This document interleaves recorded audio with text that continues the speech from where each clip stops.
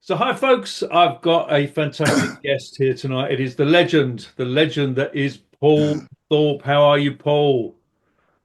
I'm very well, Liam. Lovely to see you as always, mate. I'm not sure about legend, but thanks for the intro anyway. How's it all been going with you? I mean, have you, how are the public with you these days? Are they all right? Have you had stick? Have you been all right? Have you been, how's everybody dealing with you? Yeah, magnificent to be fair. I mean, the vast majority of people I meet out in the street, all you get is a lot of love, but you get the odd one, Liam. You get the odd one or two that take a disliking to you, but you get used to it, don't you? You just carry on doing your thing, don't you? I mean, I just do what I do, and carry on being myself and hopefully people enjoy it. But the channel's doing really well. So yeah, I must be doing something right, I suppose. Yeah, absolutely. Now, when all the Starmer lot came in, were you really worried about the censorship? Did you, Yes. yeah, tell us about that. I mean, look, I made a video, Liam, about I think 2 weeks before the general election. It's up on my channel if you go back just before the election. And I warned everyone then. I said, look, if you think whatever you think Labour are going to be, trust me when I tell you, they're going to be a whole lot worse. Mhm. And they're going to come after us in every way they can. And they have, but even I didn't realise how much they come after us. So it's been a nightmare, to be honest. Do you have to be really careful now about what you say? I think we all have to be mindful of what we say. And I think the biggest worry for me is if, look, I'm not a wordsmith, I'm just a South London council estate kid, right? So my vocabulary is not Douglas Murray, or Peter Hitchin, it's just ordinary London boy. And the only concern for me is if I say something and it's taken in the wrong context, or if it doesn't leave my mouth as I mean it to. Mhm. That's a bit of a concern. But in general, no, look, I mean, I consider myself to be someone that wants to unite people, Mhm. not someone that wants to divide people. So I don't really ever see why there should be a problem. And the truth should never be a problem anyway. But as we've seen with this government, that's not necessarily always a defence. And when you do your pieces to camera, because often I see you out walking along the seafront and stuff, do you prepare those pieces? Do you have to have a lot of thought in your mind, or are you doing those off the cuff? And most of them I just do off the cuff. I think about it in the car on Mhm. the way to wherever I'm going. I think about a topic, and then I try and talk to the camera like it's one of my mates down the pub, minus the more fruity language that you might use. Yeah, that's probably the most difficult part. Actually, do you know what, Liam? I've always said if I could swear a bit more, It would help. if I went down the it would help. It would help a lot. My videos would probably be a lot better. But, look, I've always been conscious that I want my videos to be viewable. I don't want people to say, oh, we can't watch Paul's video because the kids are around. Mhm. I don't want that. I was brought up not to, be effing and jeffing in front of my mum or dad or Mhm. my young kids. So I just don't do it. It's just a habit. How difficult was it for you to sort of suddenly go from doing your successful business and everything to then becoming this person who has an opinion? Because it takes a lot of confidence.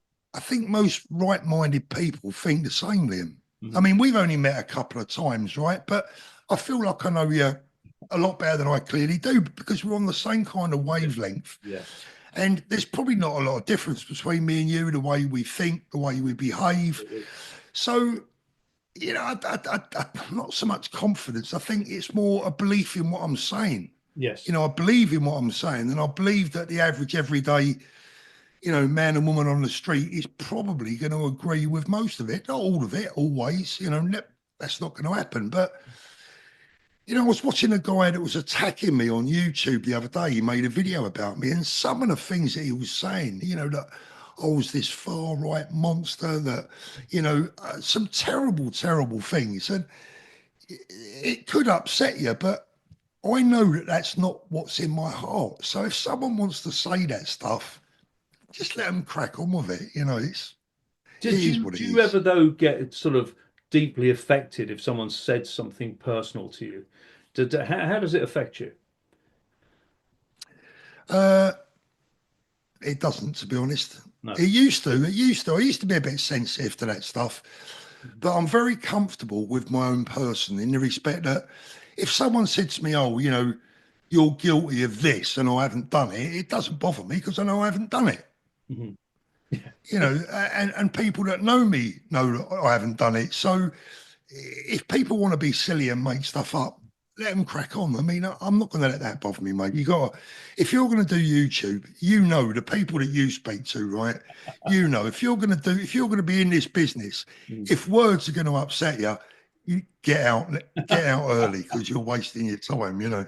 Absolutely. So this is more of a sort of personal question. I mean, how has your family reacted to you becoming this personality? I mean, has it been difficult family-wise? Are they all around you supporting you? My girls tend to not want to know. Hmm. They just try and stay away from it because they don't want to know. Hmm. They just prefer that they didn't know what I was talking about. Hmm. My wife is obviously very supportive, but the downsides to that is that there are areas now where we used to go that we perhaps now can't, or Hmm. it's not advisable to. I mean, I'm not going to take my wife now in the central London. No. That's not going to happen. And there are other areas that I think we're probably best to avoid, not because I fear for my safety so much, but if someone starts getting a bit verbal, Hmm. if I'm on my own, I don't mind. But if I'm with my wife, I'm going to take more of offence, and Hmm. then I'm going to feel protective towards her. Hmm. There's also that horrible male ego thing where you don't want to look like you're losing an argument in front of your wife. So so there are places that we perhaps don't go now that we would used to, but other than that, it's all good. Well, I think you're doing an amazing job. And one of the purposes of talking to you today, of course, is that you've got February the 1st coming up. Do you know anything about the sort of arrangements for that and why should people attend? Oh, first of all, arrangements are to be announced. They will be announced massively on social media, like the final details. But for now, if you think Central London, Mhm. 1st of February, you're not going to be far away. The Why people should come, well, look, we got Tommy's in jail. Mhm. Now, let's get this clear. It doesn't matter if you like Tommy or if you don't. The guy is in prison for a civil offence, not a criminal offence, a civil offence. And he's currently spending 21 hours of every day Mhm. on his own with no one to speak to, no one to listen to, no one to give him any sort of emotional backup. 21 hours a day, Liam. It's incredible that. That is, it's torture. Mhm. It's actually mental torture. Have you had the chance to visit him? Yes, yeah. What was that whole experience like? Quite intimidating. I mean, obviously, a prison is not a pleasant place. Mhm. The guards, the screws, for want of a better expression. To be fair, they were all very pleasant, very polite. I don't think Tommy's had any problems with those people at all. I think they've all been very respectful to him. But because of his high risk nature, he has to be in solitary confinement in a uh, cat B prison, which is obscene. Mhm. It's obscene that he's in such a position. He should be in an open prison or even really on home release with a tag. Take me through that process of actually going into the prison because when you're outside that prison, it looks Mm, kind of not that bad a building. It doesn't look like one of those old imposing prisons. It's like a modern sort of thing. But yeah, what's the process? Are you searched a lot? Are you advised what you can do, what you can say? Tell us the whole thing. yeah. So you walk through the door and you're met, and it's a little bit like a doctor's surgery, I suppose. When you walk in, it's quite modern and quite open, etc. But then you have to give your passport or your driver's license or both or whatever they want. You have to have your fingerprints taken. Then they put on like a mark on your hand that you have to show at every door between the entrance and when you meet a prisoner. I think I counted think it was 11 doors we went through, or it might have been more actually. Mhm. So you go through one door, then through another, and then again, and then you come to more security. You have a full body scan, then a full body physical search, which was quite nice. I might go back for a second one next time. Depends who's Yeah, doing it as the well. female prison officers. Yeah, the female prison officers gave me a full rub down. I said, "Are you sure you've not missed anything? Be sure." Yeah. Yeah.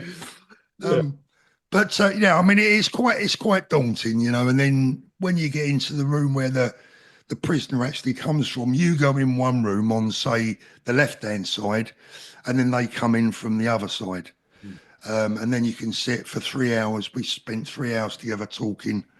Have you got people around you? Have you got guards around you who are listening to your conversation? Yeah, yeah, three prison guards sit there, and I mean, they're not on top of you, Yeah. but they're sort of about 6 feet away, I suppose. Mhm. Yeah. Are you allowed to say anything that he talks about? Because there are like sort of gagging orders, aren't there? Do you have to sign something when you go in?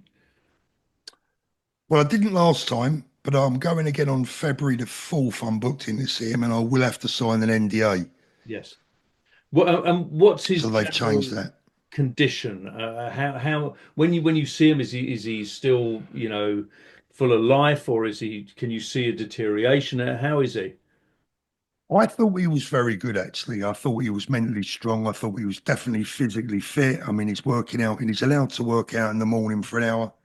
He's clearly taking advantage of that. But Liam, I've got to be honest with you. I worry about him. I worry about him a lot. And I think, look, anyone that's under that sort of mental stress Hmm. of being on your own Hmm. for 21 hours a day, Yeah. how long can that go on? Hmm. Yeah. I mean, if anyone watching this now, I tell you what, just go in one of the rooms in your house, just try it. Go in there for an hour, Hmm. shut the door, and sit there for an hour Hmm. and see what it feels like. I was getting the EBGB sitting in the visiting room after 3 hours. I'm like looking for the nearest exit. It's not a nice place to be. So I think this is I mean, really, people like Amnesty International should be all over this. I mean, the guy is a civil offender Hmm. and he is serving the sentence of a serial killer. Hmm. Should he have shown that film? Because obviously he put himself into that position by actually, having that film on, which I know was very important to him. Is that something you would have done, or what would you have advised him? I wouldn't have shown it, Hmm. but that's the mark of the man, isn't it? That's the difference between Tommy and me. I mean, I wouldn't have shown it because I wouldn't have had the guts, to be honest with you. Hmm. He did it because, and this is something that I think even if you hate the guy, you Hmm. got to admire his balls. I mean, he said to me, look, he said either way, I'm going to win. He said if they don't put me in prison, I've won. If they do put me in prison, I've won. Hmm. And so is proven because that film has now had something like 60 million more views than it already had Hmm. since he's been inside. Hmm. I believe that his exposure, and if you can call it a brand, the Tommy brand has just exploded. Hmm. And by the time he gets out, it's going to be one of the hottest properties, Yes, not only in the UK, he's also going to be one of the hottest properties in America absolutely. because his reputation and his standing is just going through the roof in the States, Well, I think he's as looked we've upon. seen with Elon Musk. Yes, absolutely. And I mean, he's very much regarded as a political prisoner now, isn't he? Yeah, very much so. And, but as I said, it's not just about Tommy, it's about all the other people that are in prison, Hmm. that some of them, not all of them, of course, but some of them just shouldn't be there. Yes. And many of the others that perhaps should be there because they did some pretty damn stupid things Yes. are serving sentences that are probably disproportionate for the crime. Yeah. So, look, that's why we're there on the 1st of February to Hmm. stand up for Tommy, to stand up for everyone who is. I mean, there's a young guy today that I've just heard about Hmm. that has been on remand for 5 months. Mhm. On remand for 5 months, Mhm. and he's finally been sentenced today. Yes, that those 5 months will come off of his sentence, Mhm. but what if he was found not guilty and he'd spent 5 months on remand Mhm. Yeah. for relatively well, let's just say they're not life-changing offences. Mhm. You know, if you was gonna look at an offence and grade it from A to Z, Mhm. this is right at the back end of the queue. Yeah. These are offences that people are getting cautions for Mhm. every day of the week. Yeah. Yeah. Did you ever worry that you might have a knock on the door? It's gone through my mind, Liam, but I think if someone like myself gets a knock on the door, then we really have got a problem.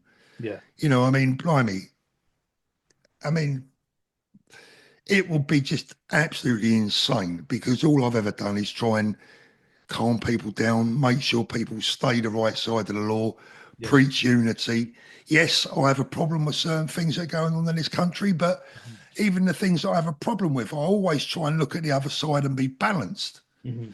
So I don't think I've worried that it wouldn't surprise me. Mhm. But then on the other hand, I'd be kind of shocked at the same time because when I Yeah. really analyse what I do, Yes. people like myself, I believe that we are keeping the lid on some people I agree totally. Yeah. because there's so much at Liam, there is so much anger out there. Yes. And I spend a lot of my time trying to make sure that people keep a lid on that anger Yeah. and approach things the right way. I always say, you want to fight this battle? Register to vote. Yes. Yeah. That's the first job. Mhm. Register to vote. Why do you think we're so we're not like the French who spread manure all over the place and this and the other. Why are we so I don't know what's the word? Um Not apathetic, but Placid. placid. That's the word. Yeah, why are we so Yeah. placid? Yeah, we are. Well, we are. I think we've always been placid and gentlemanly, and we do things the British way, don't we? And you know what? I'm kind of proud of that in some ways. There's a part of me says, well, you know, the French get things done, but Mm. it isn't our way. It isn't our way, and we should keep it that it isn't our way. Mhm. We don't want to be out on the streets, you know, throwing manure everywhere. Mhm. We've got to do things right. Now, I know there'll be people watching this going, oh, that's bullshit, Paul. We Mhm. need action. But we've seen where action leads people. Mhm. It leads them to spending time behind the door. Yes. And that's not where I want to be. It's not where I want any of our viewers to be. Mhm. I want them to be at home with their families, not behind the bloody door. Because let me tell you now, it doesn't matter how much trouble you cause on the street, you'll never win. They'll just double your sentence and look at the sentences that some of the people got back in the summer. Crazy. And you've always preached sort of peaceful, no violence, no nothing. So that you've always done that, and in a way, I think you've had some criticism for that by being looking for that sort of legitimate way of Yeah. protest. Yeah. Some people say I'm too soft on it. But look, you know, I mean, look, Liam, I get people saying to me, oh, Paul, you should do this and you should do that. And I just say to them, look, after you. Mhm. Yeah, You know, yeah, after you, after you. If you want to go and say things that are wrong, then you set up your own YouTube channel when you say it, and I'll watch you instead. yeah. No, I think you do. You are the voice of the people, and you've really risen in that. So Feb 1st is definitely worth going through. Well, what would you say to people who would say that some of these marches they don't achieve anything? What do you think that they achieve, and what would you say to them? If I'm honest, from a political viewpoint, I would tend to agree they don't achieve a great deal. Mhm. But what they do achieve is a wonderful camaraderie. Mhm. They they achieve a spirit. They achieve a day when people can understand that they're not alone. Mhm. It's a day where people that are all like-minded can be together and celebrate their Britishness together without being afraid. Mhm. Um, and I believe that it helps keep the lid on things. Yes. What we've got past, Liam, thankfully, thank God, what we've got past are the old days of a few football lads turning up, Mhm. you know, kicking a few police officers and throwing a few dustbins. Thank God we are past those days, because if we were still there, I wouldn't be at these events. That's not for me. What we've got now, we've got a lot of good working class people, mums, dads, nans, granddads, turning up.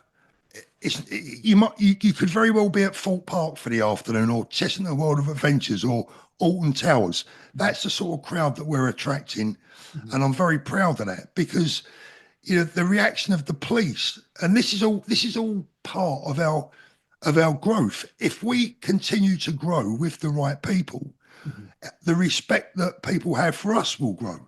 Yes. Yeah. The moment we revert to having problems, then our reputation has problems, and we need to grow. And you, so some people get worried and they think if they're going to go along, there could be violence, it could be difficult. What do you say to those people? Well, again, that's part of the old days. This is the new movement, and this is. I mean, look, honestly, I've probably been around about 300,000 people over the last three events. I haven't saw one punch thrown. I haven't seen anyone becoming aggressive. It has been a sea of mums and dads and nans and granddads. There's people in wheelchairs. That we have our own disabled section. It is a sea of love. I know it sounds a bit cheesy, but it is a sea of love, not a sea of hate. Yeah. And So you get don't be afraid. absolutely, you get mobbed, Paul, don't you? I've seen it. I've seen that you're almost like a pop star. You have to have bodyguards now with you, don't you? Well, yeah, I mean, yeah, I mean, look, the only reason that they actually insist on doing that for me, I don't ask for that, because I'm quite happy to walk through the crowd on my own. Yeah. The only thing is, which I do have to be mindful, is that if you've got a rogue in the crowd Yes. that comes specifically to target you, Yes. it's a good idea to have someone there to stop it. And that's why they're with me. But they're good lads, good Yeah. solid lads, and I wouldn't want to mess with them. And I have to say, folks, for people at home, Paul is a very, very modest man. He doesn't sort of go on about his achievements and all this sort of thing. But I mean, he's had to, you've really stood up, and your voice, you're actually echoing people's views and voice. So it's fantastic what you've done, Paul. It's absolutely brilliant. I want Thanks, to Liam. I ask. really appreciate that. No, you do a great job, because it takes guts. It takes guts to stand up. You play it down, but it takes guts to take a position, to take all the brickbats that you get. So well done for you. Now, I wanted to ask you about Farage, because I know that's been a big thing on your channel at the moment. And would you still vote reform? What do you think? Because you've swayed, because you haven't liked the way that sort of Farage has treated Tommy. What's your position? Well, you don't have to like the leader to like the party. I mean, the thing is that I look at Reform, they call it the People's Party. And all the people that I know that belong to Reform are the people. They're good, solid, working class, middle class people that just love their country. So I'll back them all day long, Liam. They're our people. Yes. Good as gold. Do I like the leader? No. Do I trust him? No. Do I think he's a snake for the things that he said about Tommy? Yes. Does he deserve our support? No. But we got to look at the bigger picture. Yes. The bigger picture is the saviour is saving our country. Mhm. Now, the problem that I have with that, the only problem that I have with that is that I don't believe Farage is the man. I don't believe he's strong enough. I don't believe he has the will. He's got a history of this. Every time he gets to a certain point, Mhm. to the line of success, Mhm. he turns around and goes back the other way. He did it with Brexit. He did it with UKIP. And I think he'll do it again with reform. Having said that, this time we've got other strong people in the party, like Rupert Lowe, who does say all the right things. Yes, it does. And I think they're our best chance. But mark my words, Liam, watch the Tories come up on the outside. Mhm. Because Kemi Badenoch is saying all the right things. She's drifting over to the right, Mhm. to what I would call real conservatism. Mhm. Robert Jenrick's saying all the right things, and I think that they're a little bit more switched on than they used to be. They're going to give reform a run for their money.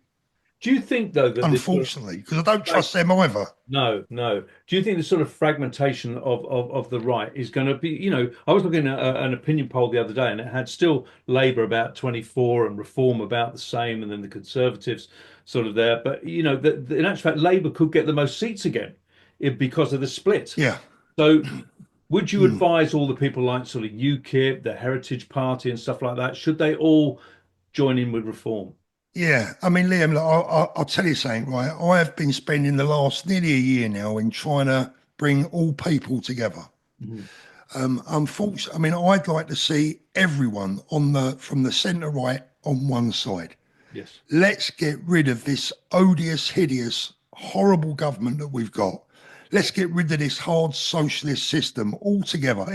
We can all, even those that voted Labour now, can see what they're getting for their money. So let's get rid of them. Let's try and get this country back on an even keel, and then moving forward, let's deal with the obvious problems that we have now.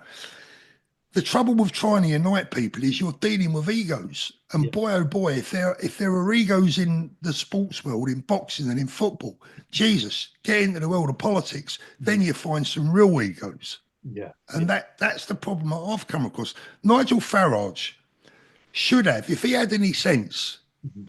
he should have come to us, and he had the chance 6 months ago before the general election. He should have come to us and said, look, lads, I can't publicly support you guys. It's politically, it's not a good idea, Yeah. but we got you back. Mm. That Sorry. would have been the intelligent thing to do. Yeah. Yeah. Does Tommy have a viewpoint about this? Because I mean, often people have said, well, Tommy would have liked to have joined Reform, but in actual fact, he's never said that he wanted to do that. Does he have any thoughts about Farage and what he's been saying? Or can you not say that? I Well, I don't. can't speak. Well, I can't speak for him. Obviously, I can only tell you what he told me the last time I went to see him. And that was obviously before all the latest shenanigans.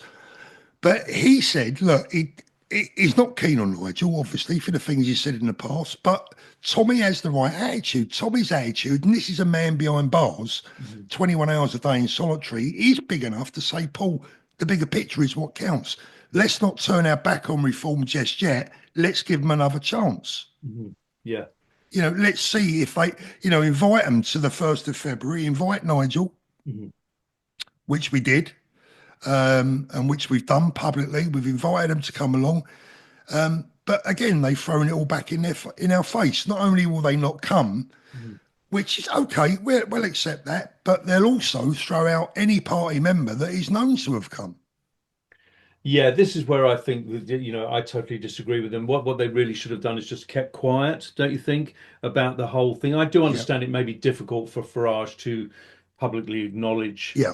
Tommy and stuff like that. I understand that, but there hasn't been a good reason to attack him. Do you know what I mean? I don't understand that at all because Tommy's a Well, very man. it's Liam. We look. You mix in some circles where you're going to know exactly what I'm going to say now. You don't say things about people that you shouldn't be speaking about. Yeah, yeah. You keep quiet, you keep stum, you just keep your gob shut. Mhm. And Nigel had no place to be talking about Tommy, and Mhm. he certainly had no reason to accuse him of violence against women when that is an absolute unmitigated lie. Yeah, absolutely. Yeah, Horrible, horrible accusation. yeah. Is Tommy excited about Elon Musk and Trump getting him? And are you? Well, I haven't. Yeah, I mean, look, yes, he is excited. I know that he's very happy about the news about Elon. Mhm. The last time I saw him in prison was obviously before any of this happened. And I said to him, what would you really, really like? Mhm. What would really make you happy? And he said, I'd love to go to America. I'd love to meet Elon Musk. Yeah. And as we left, I went to him, mate, we're going to try and make it happen. Now, there's a lot of luck involved here because I'm not saying I'm responsible because I'm not. No. But let me tell you something. We've been putting a lot of our work Mhm. into making the right noises in America, Mhm. getting the right people to take notice, and praise God, it's turned out to have paid dividends. So I believe firmly that by the end of this year, Mhm. Tommy will be sitting around the table with at least Elon Musk, Yes. if not Elon Musk and Donald Trump. Well, you know, and I there think will that's going to also happen. be a seat at the table. I'm feeling for you, Paul. I've just got this feeling that you could be sitting there as well. I'm not sure about that. I'd have to, I'd go back to my South London days, and I'd have to see if that wig, if Donald's hair is a wig or not. I'd have to give it a quick tug just to. Yeah, got to. I couldn't resist it. Is that a rug you're wearing there, Don? Yeah. I'm a huge, and I Um, care anybody who knows it. I'm a huge fan of Donald Trump. I love Donald Trump. I followed him from way before the 2016. I've always been a big fan, and I'm thrilled that he's getting in. And I just think it's so refreshing. I watched a speech with him the other night where he just was so refreshing about what he was going to do, and it was so positive and everything. yeah. So I can't wait. Only a few more questions I've One got. thing, Yeah, yeah, I was going to say one thing I will boast about. You say I'm modest. I'm going to boast about this. I've got something that our Prime Minister hasn't got: an invitation to the inauguration. you haven't. You've I actually got an have. invite. Oh, I tell have us. an invite to the inauguration, which I'm actually not going to because I'm staying to cover the Southport trial. Yes. But a very good friend of ours, Joseph Robertson, he's going in my place. Right. So he's going to be reporting back. But go Ah, on, fire well, off for the Paul, questions. you're high up. You're high up that you've been Oh, I don't know about because that. I I don't know mean, about. when you look at it, Starmer wasn't invited, was he? I know. I know. I made my day that day. I was going to give him a ring and say, "Yeah, Kier, do you want to buy? Yeah, do you want Do you me? want to bid on this ticket?" Yeah. So we've got about 5 minutes to go, Paul. I've got a few more questions I want to ask you. Yeah. Have you been, because I think you're quite a royalist. Have you been disappointed with the royalty that they haven't supported maybe the general public? And do you expect them to? I mean, look, am I a royalist? I've always been a fan of the Queen. I love the Queen. I've always been a fan of history and, respectful of our monarchy. But I'm really disappointed in them, mate. Really, really disappointed. I mean, they are supposed to be the king, the head of state is supposed to be a defender of the faith, Mhm. not a defender of the faiths.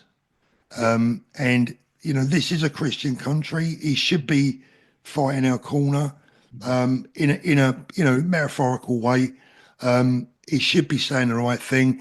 When I was little, I remember my dad used to say, "Oh, we'd never have a civil war in this country because if it came to it, everyone would rally around the Queen." Yes.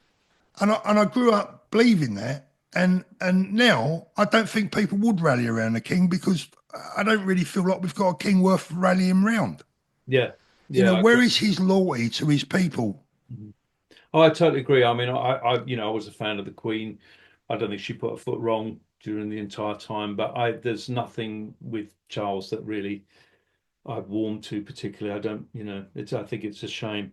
Um, Kier Starmer, what's your view? Do you think he's just an evil man? I mean, I'm starting to think that he's, not even human, because every single thing that he does is just opposite from what I think should be done.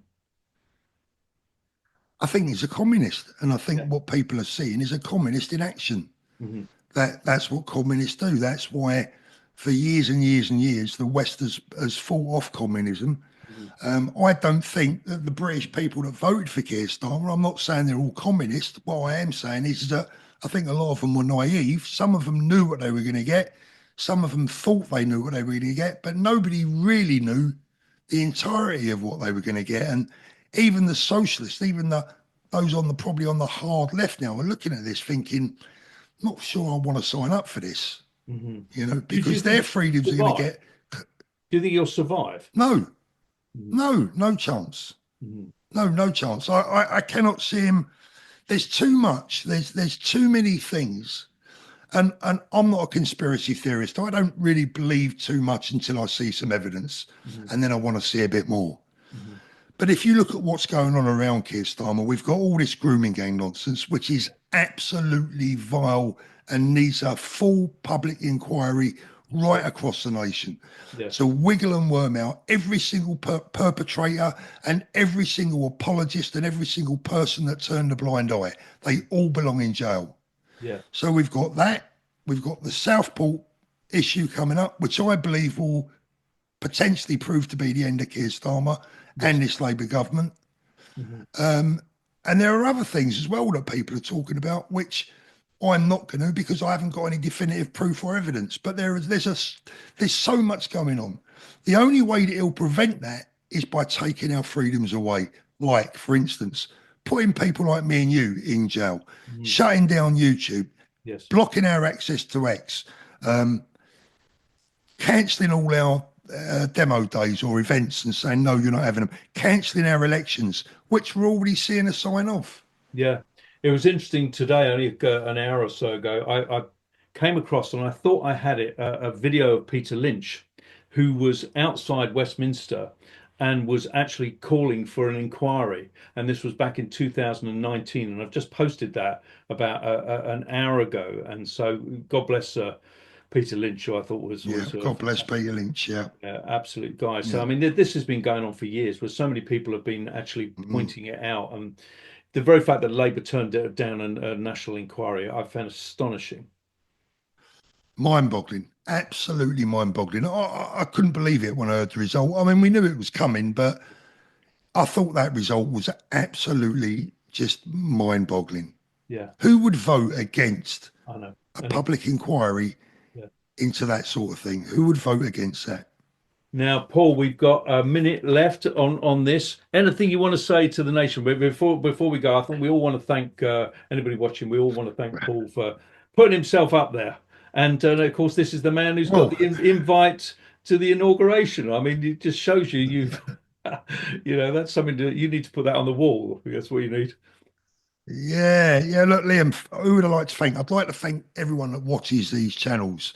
People like yourself, I mean, great guy, great channel. You do your best. Met you a few times. Lovely, lovely person. Always happy to appear on your channel, mate. Thank you. Much. What you do is every bit as important as what I do. Let's get in this together. Let's win our country back, but let's do it peacefully and let's do it right. Brilliant. Thank you so much, Paul. I'm looking forward to seeing you on the first, and I really enjoyed talking to you because your heart is in the right place. So we'll see you very soon, Paul. All the very best, mate. Take care.